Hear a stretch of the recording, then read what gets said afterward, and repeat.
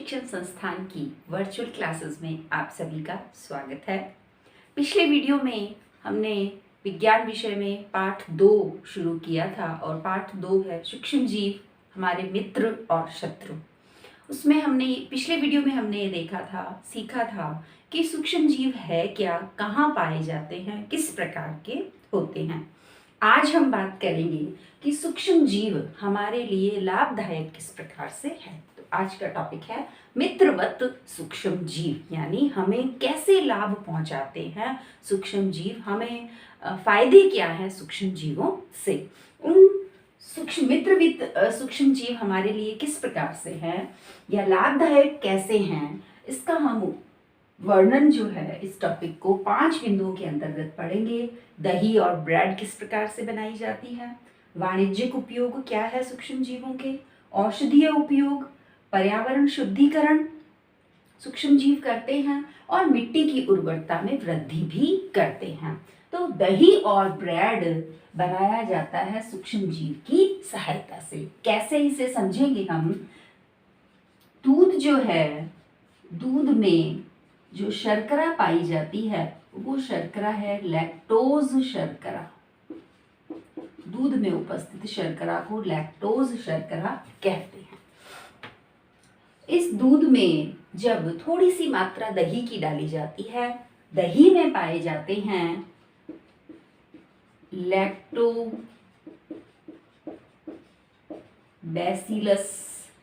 नामक जीवाणु दही में पाए जाते हैं। ये जीवाणु लैक्टोज शर्करा को लैक्टिक अम्ल में बदल देती है और यही कारण है दूध में लैक्टिक अम्ल बनने के कारण ही दूध दही में परिवर्तित हो जाता है, दूध जम जाता है, दूध में जो प्रोटीन है वो स्कंदित हो जाता है। तो इस प्रकार से लैक्टोबैसिलस नामक जीवाणु की सहायता से दही बनाया जाता है। इसी प्रकार से जो चावल या भटूरे का जो आटा है, उस आटे को जब गूंदा जाता है, जब उसमें या तो दही उपयोग किया जाता है या उसमें थोड़ा यीस्ट डाला जाता है, जिससे कि उस आयतन जो है आटे का बहुत ज़्यादा बढ़ जाता है, वो फूल जाता है। तो इसका क्या कारण है कि ये जो जीवाणु या जो यीस्ट है, एक प्रकार की कवक है, यह तीव्रता से आटे में जनन करके और अपनी संख्या में वृद्धि कर लेते हैं। तीव्रता से जनन की संख्या में वृद्धि हुई।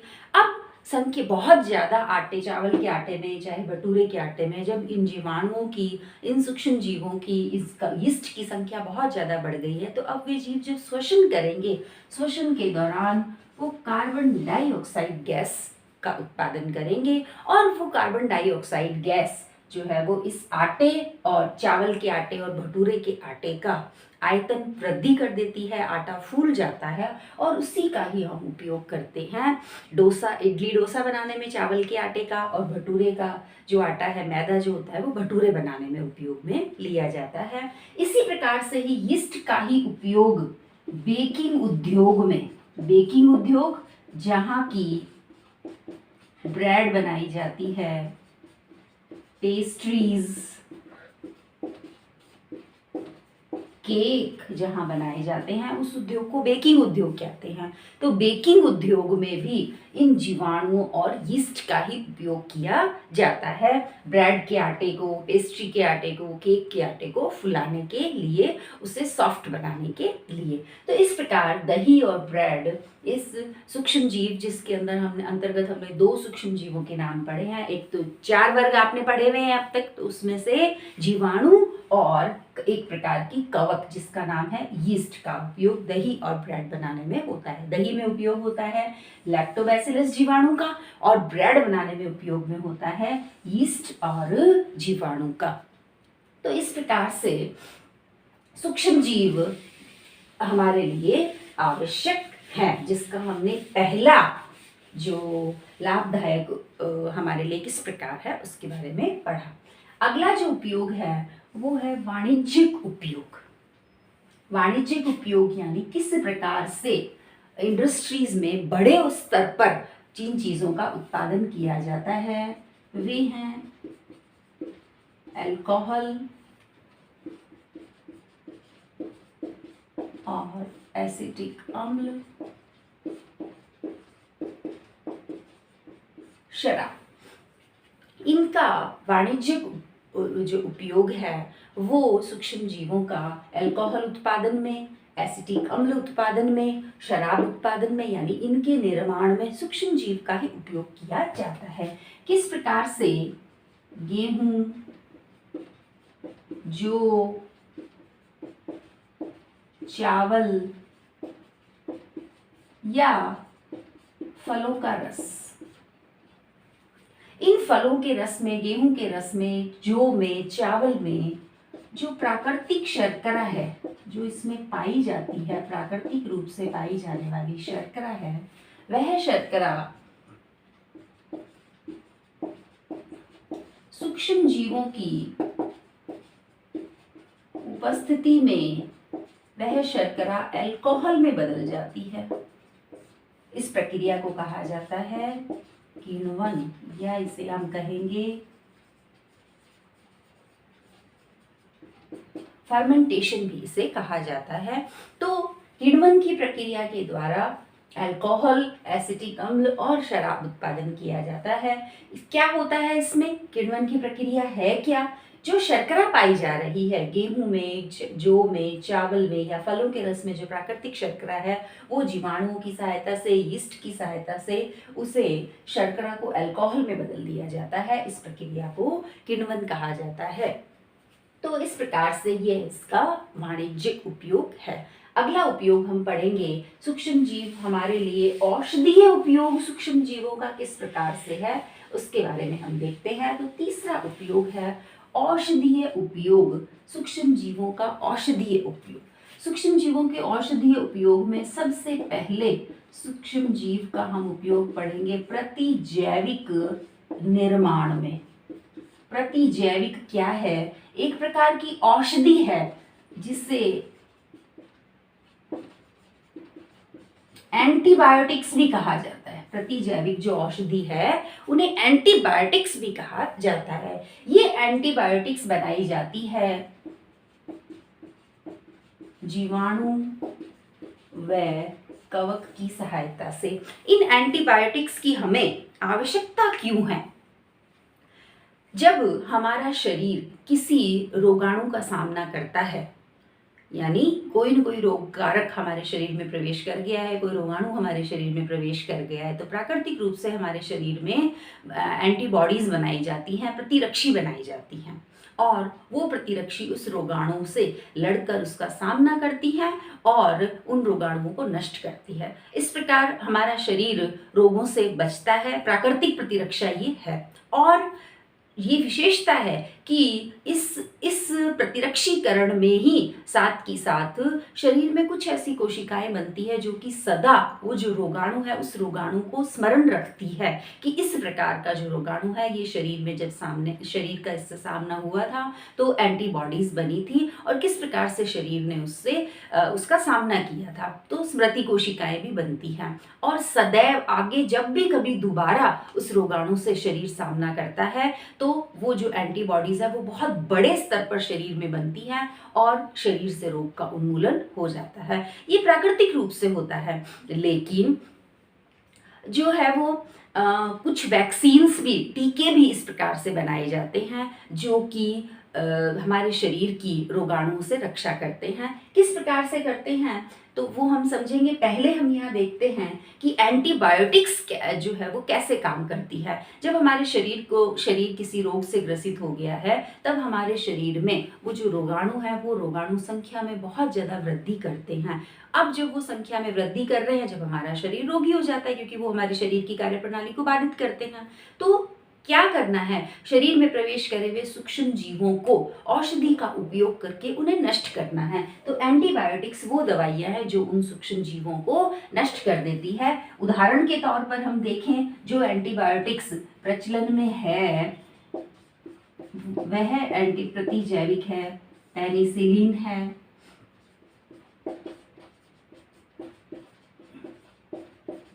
एरिथ्रोमाइसिन, टेट्रासाइक्लिन, ये कुछ एंटीबायोटिक्स के उदाहरण हैं, प्रतिजैविकों के उदाहरण हैं। तो ये प्रतिजैविक या एंटीबायोटिक्स जो है सूक्ष्म जीवाणुओं और कवक से बनाई जाती है। इसके साथ साथ ही हम यदि बात करें तो जो ये एंटीबायोटिक्स है, डॉक्टर्स जब हम बीमार होते हैं और डॉक्टर हमें एंटीबायोटिक देते हैं तो डॉक्टर हमें क्या सलाह देते हैं कि इन प्रतिजैविक का एंटीबायोटिक का कोर्स हमने पूरा लेना है। क्यों? क्योंकि कुछ 3 दिन का या 5 दिन का जो कोर्स दिया है वो 3 दिन या 5 दिन लगातार एंटीबायोटिक्स लेने से हमारे शरीर में जो भी रोग कारक हैं वो पूरी तरीके से नष्ट हो जाएंगे। अदरवाइज हम बीच में यदि उस कोर्स को छोड़ देते हैं तो वो जीवाणु फिर से हमारे शरीर में या सूक्ष्म जीव हमारे शरीर में या रोग कारक हमारे शरीर में वृद्धि करके हमें रोगी बना सकते हैं। तो औषधीय उपयोग में एक तो हमने देखा प्रतिजैविक, दूसरा जो औषधीय उपयोग है वो है वैक्सीन के रूप में या टीके के रूप में। टीका किस प्रकार से बनाया जाता है? तो प्राकृतिक रूप से हमारा शरीर प्राकृतिक प्रतिरक्षा शरीर रोगों से करता ही है। प्रतिरक्षीकरण की प्राकृतिक जो प्रक्रिया है वो हमारे शरीर में चलती है, लेकिन इसी प्राकृतिक प्रतिरक्षा के ही सिद्धांत के आधार पर ही कुछ वैक्सीन्स बनाए जाते हैं, कुछ टीके बनाए जाते हैं। किन्हें कहा जाता है टीका? सूक्ष्म जीवों की सहायता से कुछ मात्रा सूक्ष्म जीवों की, निष्क्रिय सूक्ष्म जीवों की जो रोग कारक है उनकी हमारे शरीर में इंजेक्शन के थ्रू हमारे शरीर में प्रवेश करवाई जाती है।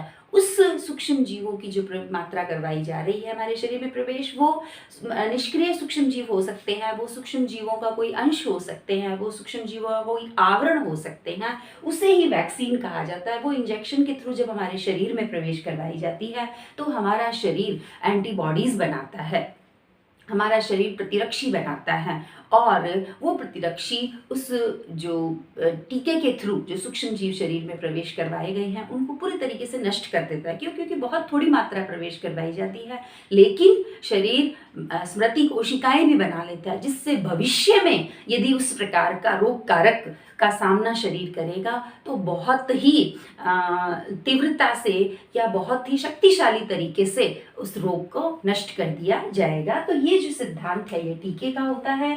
किन कुछ रोग हैं जिनका टीका, जैसे हैजा, क्षय, इसके अलावा जो टीका लगाया जाता है वो है पोलियो का टीका। तो इस प्रकार ये कुछ उदाहरण हैं जिनके टीके इन रोगों के अंतर्गत लगाए जाते हैं। तो इस प्रकार प्रतिजैविक और टीके के रूप में यहाँ औषधीय उपयोग सूक्ष्म जीवों का है।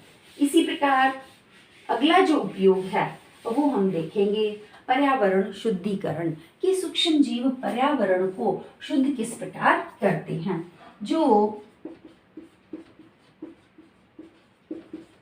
मृत जैविक अपशिष्ट जो हैं, मृत जैविक अपशिष्ट यानी मृत पशु हैं, मृत पौधों के भाग हैं, तो इनको किस प्रकार से जो है वो अपघटित किया जाए, अन्यथा क्या करेंगे, ये प्रदूषण फैलाएंगे, ये बदबू फैलाएंगे, दुर्गंध फैलाएंगे। तो इन मृत जैविक अपशिष्टों को अपघटित करते हैं सूक्ष्म जीव, जीवाणु इन्हें अपघटित कर देते हैं और अपघटित करके अब इस अपघटित रूप को जो पौधे हैं, जो अन्य जंतु हैं, वो अवशोषित कर सकते हैं। तो इस प्रकार पर्यावरण के शुद्धिकरण में भी सूक्ष्म जीवों का महत्वपूर्ण योगदान है। यदि सूक्ष्म जीव नहीं हो तो जो मृत पशु हैं, जो पेड़ पौधे हैं, वो अपघटित हो ही नहीं पाएंगे। तो ये सूक्ष्म जीवों का एक बहुत महत्वपूर्ण योगदान है। इसी प्रकार से जो मिट्टी है, मिट्टी की उर्वरता में भी वृद्धि पौधे सूक्ष्म जीव करते हैं। किस प्रकार से? मिट्टी में कुछ जीवाणु पाए जाते हैं और नील हरित शैवाल पाए जाते हैं। इन नील हरित शैवाल को साइनोबैक्टीरिया के नाम से भी जाना जाता है। ये जीवाणु और नील हरित शैवाल जो वायुमंडलीय नाइट्रोजन है, इस वायुमंडलीय नाइट्रोजन का स्थिरीकरण करते हैं। स्थिरीकरण से मतलब क्या हुआ? नाइट्रोजन के यौगिक बनेंगे। नाइट्रोजन के यौगिक बनने के कारण मिट्टी में नाइट्रोजन की मात्रा में वृद्धि हुई और मिट्टी में नाइट्रोजन की मात्रा जब बढ़ गई है तब मिट्टी की जो उर्वरता है वो उर्वरता भी बढ़ गई है। तो इस प्रकार सूक्ष्म जीव मिट्टी की उर्वरता में भी वृद्धि करते हैं। नीलहरी शैवाल साइनोबैक्टीरिया कहा जाता है। इसकी कुछ यदि अपन एग्जाम्पल देखते हैं कि नीलहरी शैवाल के एग्जाम्पल, तो नॉस्टॉक और एनाबीना इन नीलहरी शैवालों के दो एग्जाम्पल हैं। इनकी सहायता से ही वायुमंडलीय नाइट्रोजन का स्थिरीकरण होता है और मिट्टी में नाइट्रोजन की मात्रा में वृद्धि होती है। मिट्टी में नाइट्रोजन की मात्रा बढ़ने से ही मिट्टी की उर्वरता में वृद्धि होती है। पौधे, मिट्टी जब उर्वरक है तो पौधे बहुत अच्छी तरीके से वृद्धि कर पाते हैं। तो इस प्रकार से आज हमने सूक्ष्म जीव हमारे लिए मित्रवत कैसे हैं, हमारे लिए लाभदायक कैसे हैं, हम कैसे कैसे कहाँ कहाँ सूक्ष्म जीवों का उपयोग कर रहे हैं, उसके बारे में हमने देखा। धन्यवाद।